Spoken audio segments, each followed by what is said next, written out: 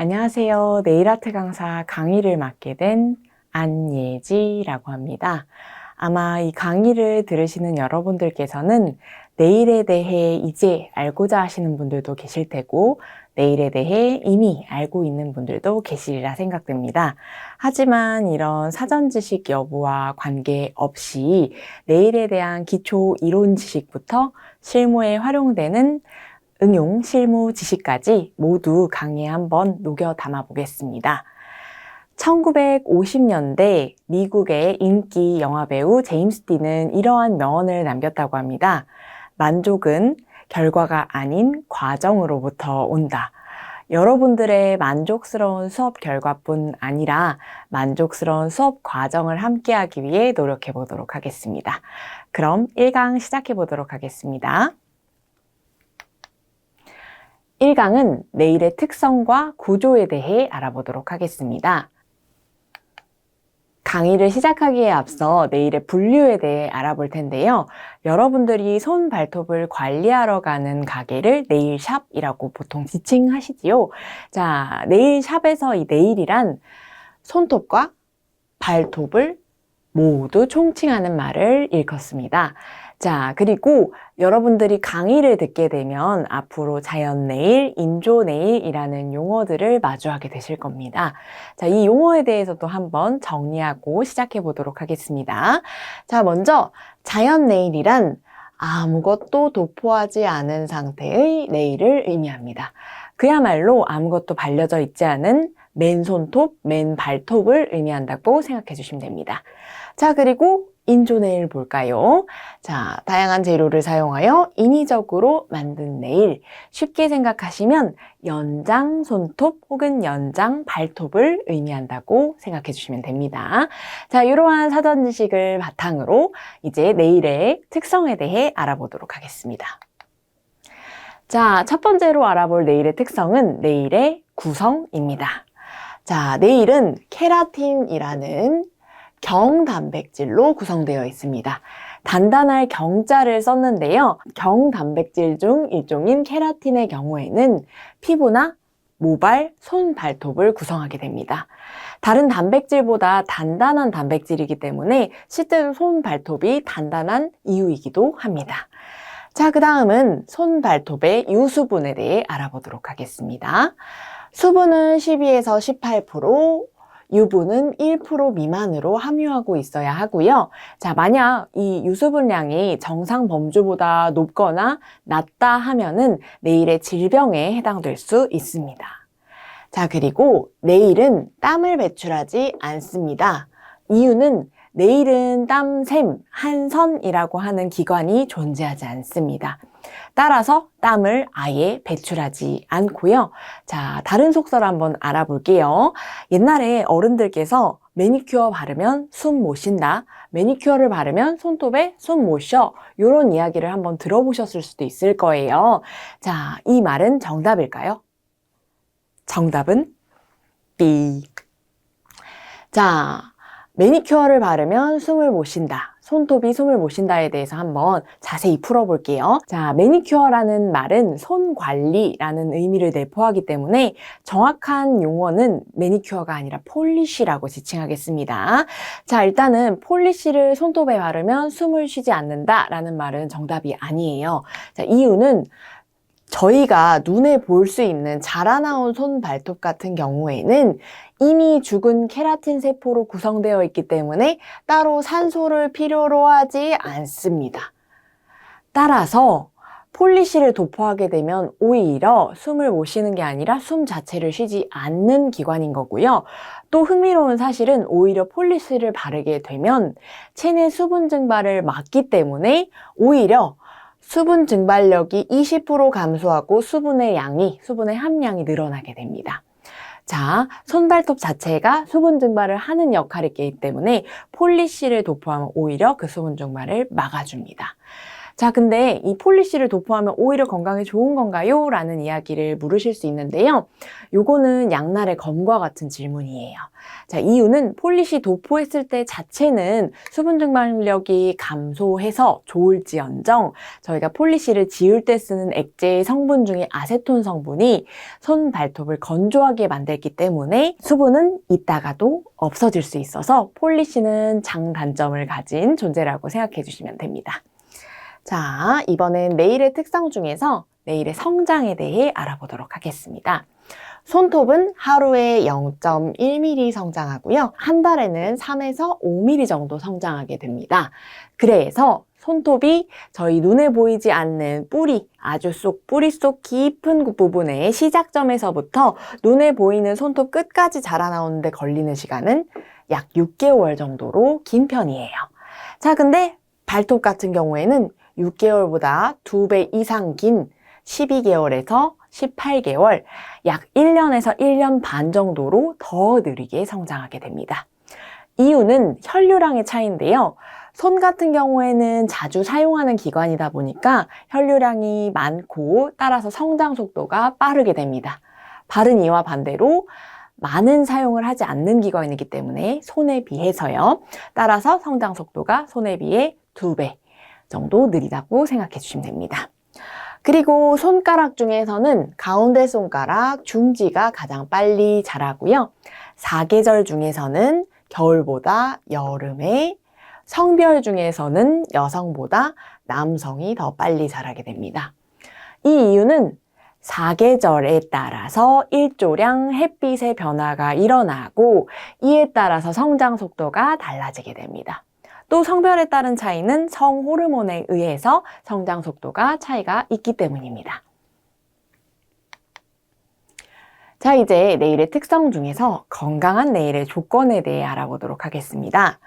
네일이 네일 베드에 단단히 부착되어 있어야 한다는 게 첫 번째 조건인데요.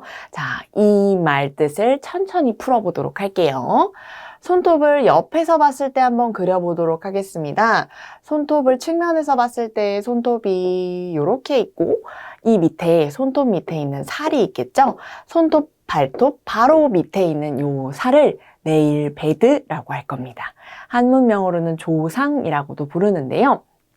당연하게도 손발톱은 손발톱 밑에 있는 피부와 단단히 결합되어 있어야 하겠죠? 이게 분리가 되거나 느슨한 경우에는 네일의 질병에 해당됩니다. 실제로 약간 손톱과 발톱과 피부 사이에 공간이 틈이 벌어지는 경우에는 조갑박리증이라는 질병에 해당되고요. 손톱 발톱이 피부와 완전히 벗어나서 떨어진다 하는 경우에는 조갑탈락증이라고 하는 질병에 해당됩니다. 네일의 질병에 대한 내용은 다음 강의에서 자세하게 알아보도록 하겠고요. 자, 그 다음 손톱의 유수분입니다.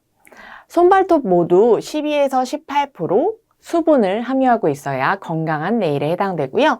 유분은 1% 미만으로 함유하고 있어야 합니다. 유수분량이 증가하거나 감소할 경우에도 네일의 질병에 해당될 수 있으니 참고해 주시면 감사드리겠습니다. 그리고 손톱, 발톱 같은 경우에는 매끄럽고 광택이 있어야 하고요. 아치형을 지녀야 합니다. 여기서의 아치형 같은 경우에는 손톱이나 발톱을 이렇게 단면에서 모았을 때를 의미하고요. 실제로 가장 대표적인 예시가 될 수 있는 질병이 있는데요. 바로 내성발톱입니다. 내성발톱의 경우에는 발톱의 아치가 과하게 굽은 경우에 해당되고요. 이에 따라 주변 살에 파고들면서 고통을 호소하기도 하고 심한 경우에는 염증이 동반하기도 합니다. 따라서 아치가 너무 평평하거나 너무 굽은 경우에도 질병에 해당될 수 있으니 적절한 아치를 손발톱 모두 가져야 합니다. 그리고 투명한 핑크빛을 비춰야 하는데요. 이 이유는 손발톱 아래에 있는 피부 조직에 있는 모세혈관이 비쳐야 하기 때문이고요. 자, 따라서 혈관이 비쳐서 핑크빛을 내비치게 됩니다. 당연히 네일에 감염이 없어야 염증성 질환이나 질병들이 없게 되겠죠. 감염이 없는 것 또한 건강한 네일의 조건에 해당됩니다. 자, 다음은 네일의 특성 중에서 네일의 기능에 대해 알아보도록 하겠습니다. 첫 번째는 보호의 기능을 가지고 있습니다. 제가 여름에 샌들을 신고 걸어가다가 돌부리에 걸려서 고꾸라진 적이 있어요. 그런데 발톱을 보니 멍이 시퍼렇게 요만큼이 나 있더라고요. 발톱에 멍이 빠지는 데는 6개월 이상 걸렸습니다. 왜? 발톱의 완전 재생 12개월, 저는 중간에 다쳤기 때문에 6개월 이상 걸리게 되었습니다. 자, 제가 이 얘기를 왜 해드리냐면요. 자, 발톱이 신체 말단에서 보호의 기능을 하고 있기 때문에 저는 더 다치지 않았을 거예요. 이처럼 손발톱은 신체 말단에서 딱딱한 경단백질을 구조를 하고 있기 때문에 보호의 기능을 하기도 하고요. 그 다음 두 번째 기능은 장식의 기능을 하고 있습니다. 실제로 기원전 600년 전에 중국에서 금으로 네일을 칠하듯이 장식의 기능은 오래전부터 이어왔고요. 네일 아트 강사라는 저희 수업 타이틀과 일치하게 네일에다가 아트, 장식적 요소를 하기 때문에 저희 네일 기능에 포함이 되기도 하죠. 자, 그 다음에 네일은 방어와 공격의 기능을 합니다. 고양이가 위험을 느끼면 발톱을 세우고 공격을 하려 하듯이 인간도 원초적인 시대에는 손발톱이 방어와 공격의 기능을 담당하기도 하였습니다. 자, 그리고 네일은 섬세한 작업을 가능하게 합니다. 저희 주차 위반 스티커 손톱으로 떼어보신 경험 있으셨을 거예요. 자, 마찬가지로 아주 섬세한 작업을 하기 위해서는 손발톱을 필요로 하는 경우가 있습니다. 그리고 네일은 건강 상태 확인의 기능을 하기도 합니다. 자, 혹시 네일 샵에 많이 다니시는 분들이나 수술을 경험하셨던 분들은 아마 이런 이야기를 들어보셨을 거예요. 수술 전에 네일을 제거하고 와주세요. 그 이유가 무엇이냐면 수술을 할 때 산소 포화도 장치를 손톱 끝에다가 끼우게 되는데요. 클립과 같은 모양을 끼워서 아마 드라마 같은 데에서 보셨을 수도 있을 거예요. 자, 이 산소 포화도 측정 장치가 어떤 역할을 하냐면요. 손톱의 적외선 빛을 조사하여서 적외선 빛을 투과시켜서 손톱 아래에 있는 피부의 모세혈관 속 헤모글로빈이 얼마나 산소를 결합하고 있는가를 측정하는 장치라고 합니다. 자, 이 장치가 존재할 수 있는 이유는 손톱이라는 기관이 있기 때문에, 손톱이라는 기관이 빛을 투과시킬 수 있기 때문이겠죠. 이처럼 네일은 건강 상태를 확인할 수 있고 이런 장치들을 사용할 수 있게 가능하게 만들어주기도 하고요. 아니면 직관적으로 손발톱의 색깔을 보고도 환자의 상태를 파악하기도 한다고 합니다. 자, 이제 네일의 특성 중에서 네일의 형성에 대해서 알아보도록 하겠습니다. 이제 말씀드릴 이 이야기는 아이가 뱃속에 있을 때, 태아일 때의 상태를 의미하는 거고요. 자, 임신 8에서 9주경부터 봐보도록 할게요. 임신 8에서 9주경에는 태아가 약 2cm로 굉장히 작은 상태예요. 손가락이 이제 막 만들어지는 시기이기도 한데요. 손가락 끝에 있는 마디가, 손가락 끝마디가 활 모양으로 피부가 들어가기 시작합니다. 이게 무슨 뜻이냐? 손가락 끝이 이렇게 들어가게 됩니다. 손가락 끝이 이렇게 있으면 손가락 끝이 이렇게 들어가게 됩니다. 이걸 네일 폴드라고 부르기도 하는데요. 이 자세한 명칭에 대해서는 조금 이따 후반부에 설명해 드릴게요. 자, 이렇게 활 모양으로 들어가서 나중에 손톱이 들어갈 자리를 만들어 놓는 시기이고요. 그리고 저희 피부가 표피, 진피, 피하 조직, 바깥에서부터 이렇게 이루어져 있는데요. 가장 위에 있는 표피를 또 다시 몇 개의 층으로 나눌 수 있게 돼요. 근데 그 층 중에서도 5개의 층 중에서도 가장 최외곽에 있는 층을 각질층이라고 합니다. 각질층 밑에 있는 층을 투명층이라고 하게 됩니다. 어쨌든 표피 중에 위에 있는 각질 투명층이 각질 판의 형태로 변경이 됩니다. 자, 요것을 손톱의 태동이라고 할 거고요. 이 손톱의 태동이 있기 때문에 네일 폴드 자리에 손톱이 슬슬 만들어지기 시작할 겁니다. 자, 이번에는 임신 10주 한번 볼까요? 태아가 2cm에서 약 4cm 정도로 커진 시기이고요. 손가락이 만들어진 상태이기 때문에 손가락 끝에 손톱이 형성됩니다. 여기서의 손톱은 완전한 손톱을 의미하진 않아요. 밑에 한번 볼까요? 자, 임신 12에서 13주입니다. 태아가 4cm에서 9cm로 성장한 시기고요. 제가 아까 손톱이 완전히 형성되어 있진 않아요 라고 말씀드렸어요. 자, 임신 12에서 19주차 때 성장 부위가 완성됩니다. 이게 무슨 뜻이냐? 손톱 아래, 저희가 눈에 볼 수 없는 피부 속에 박힌 손톱의 일부, 그리고 손톱을 만들어내는 기관인 성장 부위가 이때 임신 12에서 13주차 때 생기기 때문입니다. 자, 그리고 임신 14주차 볼까요? 요때는 태아가 12cm로 나름 큰 크기를 지니게 되고요. 손톱이 성장 부위에서부터 자라나오는 모습을 확인할 수 있습니다.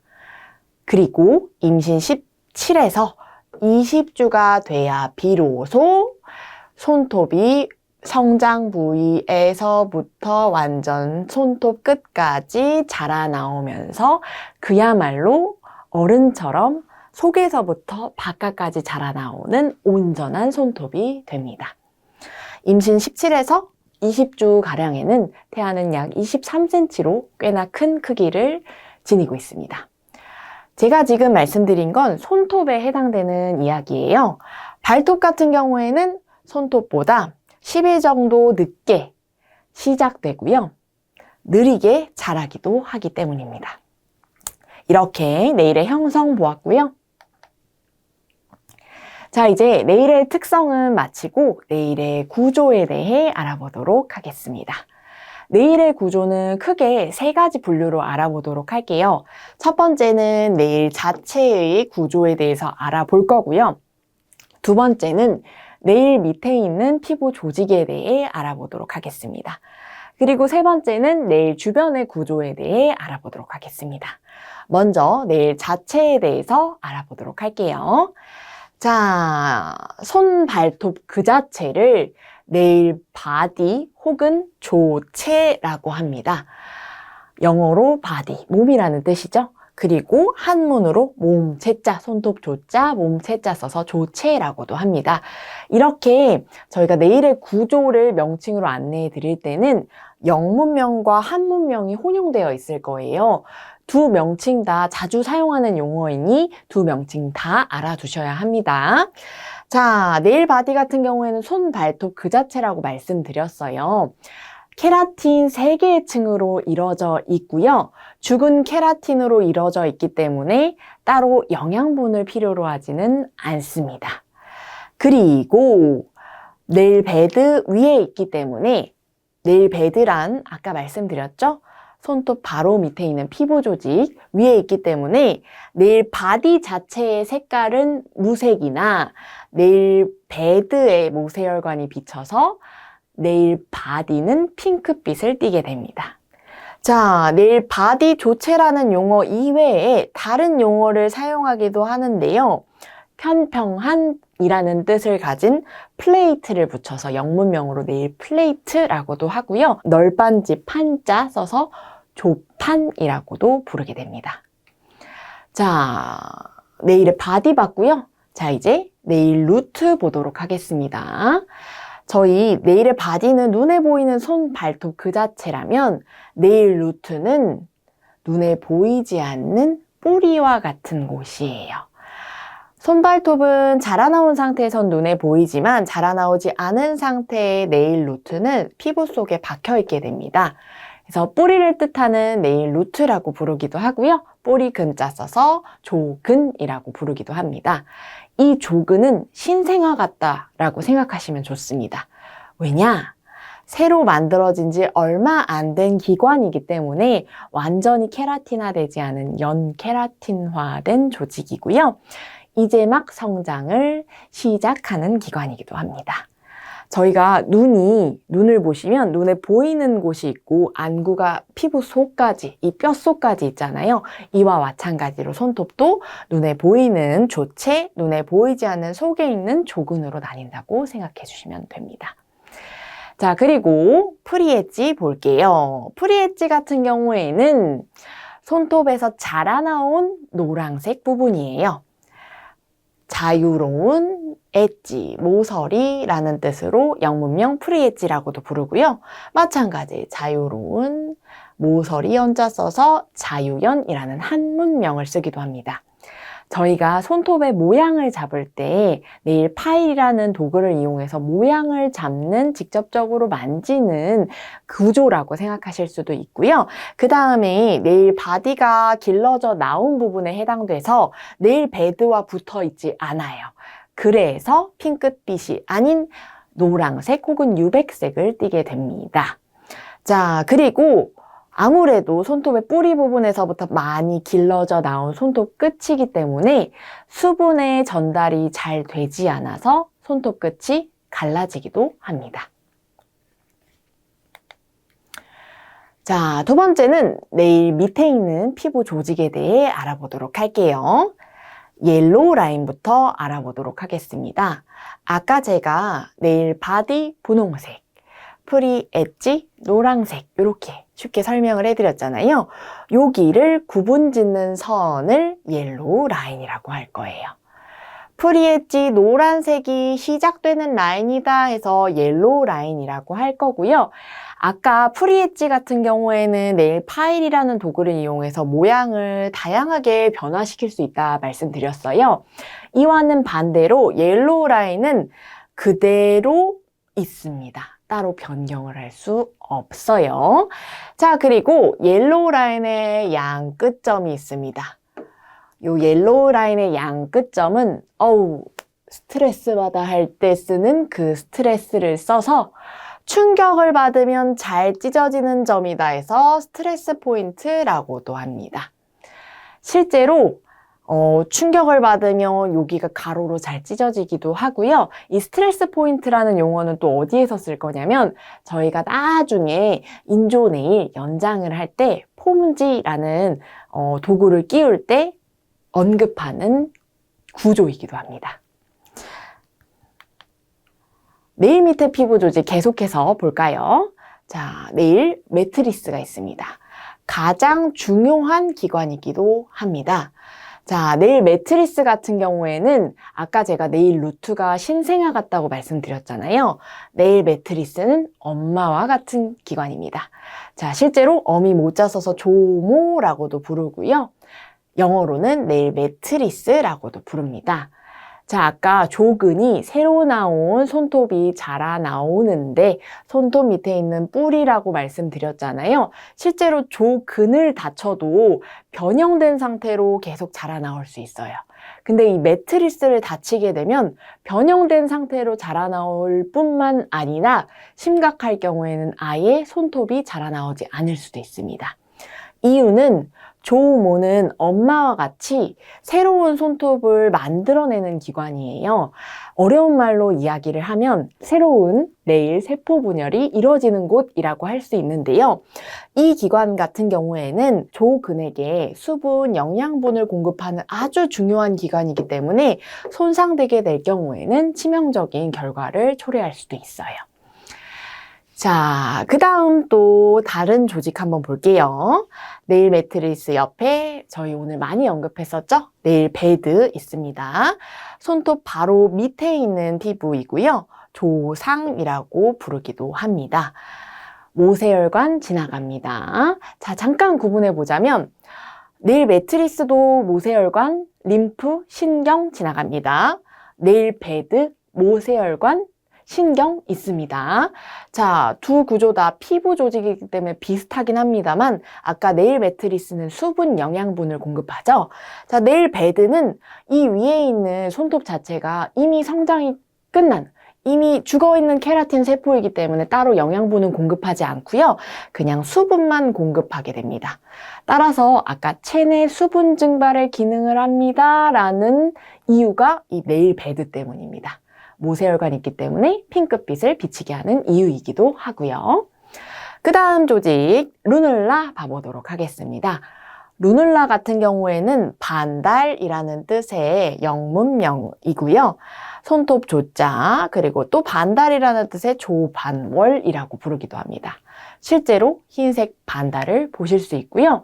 이 조반월 같은 경우에도 연케라틴화, 아직 딱딱해지지 않은 조직이기도 합니다. 그리고 이 친구가 유백색의 반달을 띠는 이유는 조근과 조모, 그리고 조상, 세 가지 구조를 연결 지으면서 이러한 색깔과 모양을 나타내게 됩니다. 자, 이제 마지막으로 네일 주위의 피부에 대해서도 알아보도록 하겠습니다. 네일 주위의 피부 중에서 중요한 거, 큐티클입니다. 아마 많이들 들어보셨을 거예요. 특히나 네일을 좋아하시는 분들이라면 빼놓을 수 없는 구조이죠. 손톱 바로 위에 있는 죽은 각질층입니다. 죽은 각질층이기 때문에 네일샵에서 잘라냈을 때 혈관이 없어서 피가 나지 않아요. 신경이 없어서 아프지 않아요. 자, 근데 이 큐티클은 죽은 각질층인데 왜 있어야 하나요? 저희가 네일 매트리스라고 하는 손톱을 길러내는 엄마 같은 구조가 있다고 말씀드렸잖아요. 그 매트리스를 보호하는 기능을 가지고 있어요. 그래서 외부에 있는 미생물이나 기생충 등 기타 병원체로부터 막는 역할을 하고 있기 때문에 큐티클을 과도하게 자를 경우에는 네일 매트리스에 감염을 불러올 수 있습니다. 큐티클이라는 용어 외에도 손톱에 있는 작은 피부다 해서 조소피라고 부르기도 합니다. 자, 그리고 큐티클 바로 위에 있는 피부 볼게요. 에포니키움이라고 합니다. 혹은 손톱 조자, 위 상자 써서 손톱 위에 있는 피부다 해서 상조피라고 부르기도 합니다. 이 친구는 혈관신경이 존재합니다.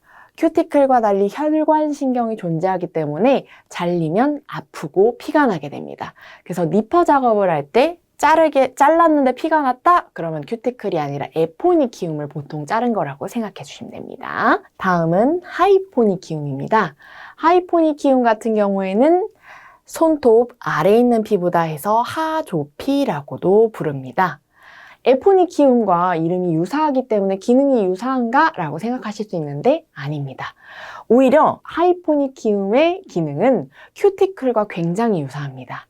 실제로 손톱을 기르신 분들 손톱 뒤를 자세히 보시면 투명한 피부가 보이는데요. 이를 하이포니키움이라고 합니다. 손톱 밑에서 미생물이나 세균의 침입을 막는 역할을 하기 때문에 위에서는 큐티클이, 손톱 밑에서는 하이포니키움이 병원균의 침입으로부터 막아주는 역할을 한다고 생각해 주시면 됩니다. 그리고 네일 그루브와 네일 월 보겠습니다. 손톱을 단면에서 바라보았을 때 손톱 옆에 있는 피부가 있고 이 손톱 옆에 피부와 손톱 사이에 고랑 같은 골이 보이실 겁니다. 실제로 고랑구자 써서 조구라고도 부르고요. 저희 영어로 왜 음악 같은 거 들으면 그루브 탄다고 하죠. 그래서 영문명으로는 네일 그루브라고도 합니다. 요 들어가 있는 구조 자체를 네일 그루브라고 할 거고요. 자, 그 다음 또 헷갈리는 거 볼게요. 아까 고랑 바로 옆에 있는 피부 조직이 있습니다. 손톱 바로 옆에서 양측면에서 벽과 같이 막아준다 해서 손톱 조자, 벽자 써서 조벽이라고 합니다. 영어로도 벽을 뜻하는 네일 월이라고 부르기도 합니다. 자, 그 다음 저희가 네일의 형성, 임신 8에서 9주차 손톱에 태동이 있을 때 네일 폴드를 아까 언급을 했을 거예요. 손가락 끝마디의 피부가 활처럼 들어간다. 태아 때 형성된 네일 폴드입니다. 주름과 같이 접혀있다 해서 조주름이라고도 하고요. 네일 폴드의 자리에 매트리스도 있고 조근도 있고 조체가 자라나온다 생각해 주시면 됩니다. 자, 이렇게 해서 네일의 특성과 구조에 대해 알아보았습니다. 네일의 특성 같은 경우에는 5가지 알아보았어요. 그리고 네일의 구조는 3가지로 나눠서 한번 알아보았어요. 수업 마치시기 전에 한번 쭉 훑어보시면 도움 되시겠습니다. 자, 이번 시간의 내용은 여기까지입니다. 그럼 다음 강의에서 뵙겠습니다. 감사합니다.